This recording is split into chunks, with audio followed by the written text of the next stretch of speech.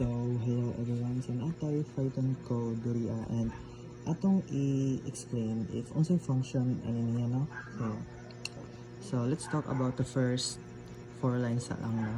So, kaning print is wala siya sulod. So, nag-indicate lang na it will result to a blank space, a blank line later on sa pag-run ano niya. So, ang next line is ang variable nga data. So sa variable data, naa siya value nga naa siya string value nga Python programming. So as you have noticed, ang kaning Python programming naa siya combination of capital and small letters. So mo na value sa atong data nga variable Python programming. Next, ang third line is print. I-print na sab ang i-print ang output and ang sa variable data. So kibali i-print ang kaning sulod aning data variable nato, which is kaning Python programming na string later sa pag-run ani. And sa ikaupat nga line, which is I, is equal to 0. So ang sulod sa atong I is 0. Now dinhi sabta sa next nga line na pod, which is the while loop. So atong basahon, while I is less than length of range of length of data. So kasi pasabot ani, now magsugod sa pinaka sulod. So length of data. So mayong tag length, it is pila kabuok ang character nga pila kabuok ang character sa string nga nasa sulod sa data kibali. So ato siyang ihapon, no? So we have 1 2 3 4 5 6 7 apirang space 7 8 9 10 11 12 13 14 15 16 17 18. So ang length sa atong data is 18. So na tayo answer dala ano. Now next upon is range of length of data, so or in short range of 18. So kung yung tag range, since ang Python is zero base, so mag-start yun siya sa 0. Pero malagi to, no, 0. So yung tag range of 18. Sorry. Range of 18. So mag-start na siya sa 0. So 0 1 2 3 4 5 6 7 8 9 10 11 12 13 14 15 16 17 18. So anong 17 na taman? So kung ato ning ihapon, so kaning 0 counted gyapon siya as 1 2 3 4 5 6 7 8 9 10 11 12 13 14 15 16 17 18. So ang range sa 18 is from 0 to 17. Mo ni kibali ang range niya. Now, natay range kibali 0 to 17. So, ang ipangita na po diri is ang length sa range nga 0 to 17. So, ang answer ani niya is kuan gyapon 18 gyapon. So, in short, ang length of range of length of data is 18. So, ano na siya, 18 lang siya. So, maragi palisid-lisid lang siya gamay, no? So, to make it short, ang while statement nato diri is while I is less than 18. So tayo butang diri 18. No. So is it true na ang I is less than 18? So of course it is true. Since it is true, so ang button sa program is i-execute niya ang nasa sulod sa while loop. So ang nasa sulod sa while loop is ang first line diri is print the character. Next is index data. So index sa variable nga data, and ang sulod sa bracket is ang I.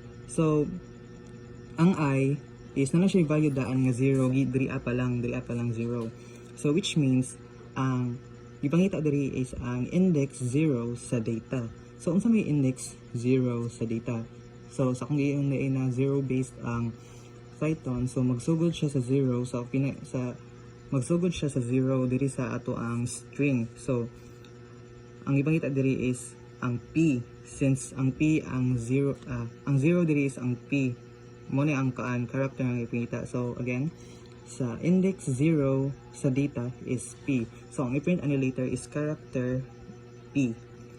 After ana, i-increment ang ang variable I plus 1. So I plus equals to 1. Kung nag-i-assign siya nga i-increment, i-assign ang I nga madungagan siya og 1. So after ana madungagan na kibali ang I og 1, so 0 plus 1 is equal to 1. Next ana sabi is na siya execute diri ang conditional statement na pod.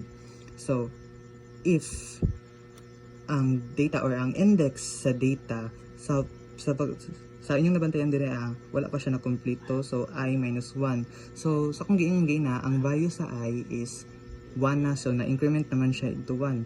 Pero gi-minus na siya og 1.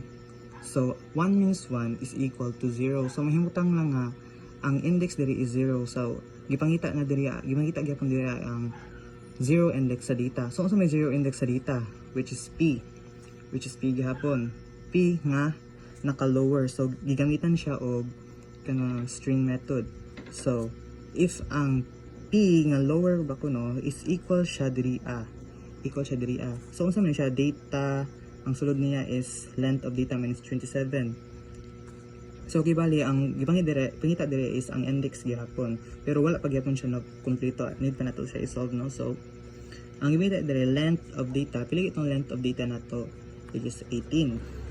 So 18 minus 27, 18 minus 27, kung ato na siyang i-calculate, na siya sa ang answer na is negative 9. So ang gipangita diri is ang index negative 9 sa variable nga data. Now sa pag-index sa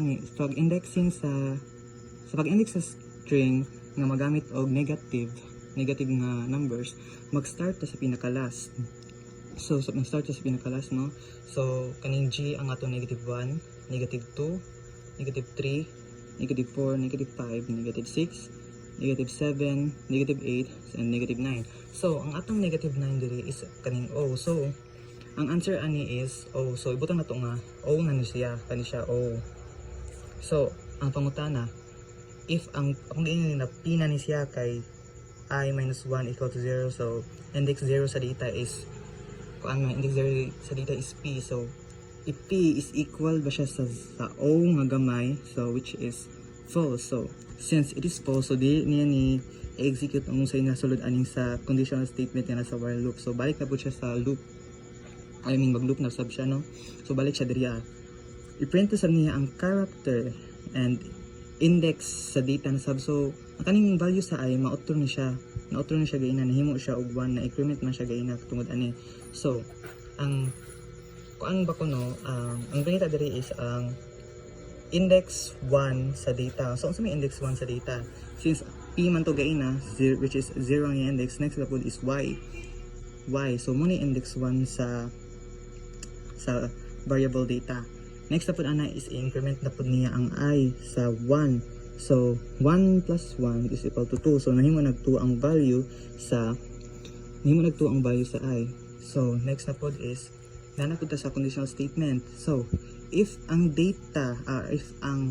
index sa data, which is ang nasulod sa kuan po is I minus 1, so bilang I ganito to, it is 2 na, nahimo siya 2 minus 1, so 2 minus 1 is 1 gihapon. So they are index 1 sa data ang gipangita diri, and as I said gagawin ang index 1 is ang Y is equal ba siya sa kuan, kani di na nato siya explain na sab is di na sab nato siya explain kay ako na hindi na O na jud siya diri. So ang Y ba is equal ba siya sa O? So of course it is false. So balik na siya ta diri, balik na sa taas. Now, magprint sab siya otro og another line. Magprint sab siya, iprint sab niya ni otro. So character index sa data nga kuan pila na ang value sa ay gani, nahimo na siya og nahimo na siya og 2 kay 2 man to gayna, nga add man to gayna. So 2 unsa may index 2 sa data. No, balik ka diri atay 0 1 2. So ang i-print diri is kaning T nga capital letter. So, after ana i-increment ta sab ang I to 1. So 2 plus 1 is equal to 3. Then diri na sab conditional statement na sab if index sa data or sa index nato is I minus 1. So again ang I na po nato ron is kuan naman 3 minus 1 is equal to 2. So index 2 of the variable data is kuan is T, and then gi-lower nato siya ato siyang gigamitan na sab og kuan string method. So ang lower ba kuno nga T or small t is equal siya sa 0. Again it is false, balik ta po diri dili pa niya ni ma-execute ang nasa ubos. Balik ta po diri print character data sulod data index 3. So since nahimo na siya 3 karon kay naada naman pud siya gayna. So unsa man ang kuan index 3 sa variable data atong ihapon 0 1 2 and 3. So ang index 3 sa data is h. So iprint po ni later character h, and then i-increment na sab ang I plus 1. So 3 plus 1 is equal to 4. So din napunta sa conditional statement if ang index ba sa data, so atong index I minus 1. So again ang I nato is kung ano man nahimo na siya 4 minus 1 is equal to 3. So index 3 sa data is h nga lower, so nahimo siya small h is equal to O. Again it is false na sa balik sa diri So diri na print character nahimo siya 4 gay na kay 3 plus 4. So 3 plus 3 plus 1 is equal to 4. Sorry. 3 plus 1 is equal to 4. So kaning I na to mahimo na siya og 4. So unsa man ang index 4 sa data, we have 0 1 2 3 4 capital letter O. So character capital letter O ang i-print later, and then i-increment na sab ang I. So I to 1. So I plus 1 is equal to 5. Now diri na sab ta sa conditional statement. So ang index sa data nga I minus 1. So ang I nato karon is 5 man minus 1. So 5 minus 1 is equal to 4. So ang 4 na index sa data is equal to O. Kani O. Pero ang O nato sa ato siyang i-lower, which means ang gipangita diri is ang lowered ba nga O is ang small o is equal ba siya diri ang O diri is equal ba siya diri ang O which is naka low O ay kanang small o sab siya. So the answer is true. O is equal to O is true. Since the statement is true, iyaning i-execute ang nasulod diri sa conditional statement. So i-print niya ang they are the same and then i-break. Since na i-break ang final output ani sa pag-run sa code is kanilang dili lang taman. They are the same. And to prove that, nakaipakita nga code diri sa atong laptop. Muna exact same lang ako na atong ipakita diri so atong siyang i-run sa laptop if mao ba jud mo gawas.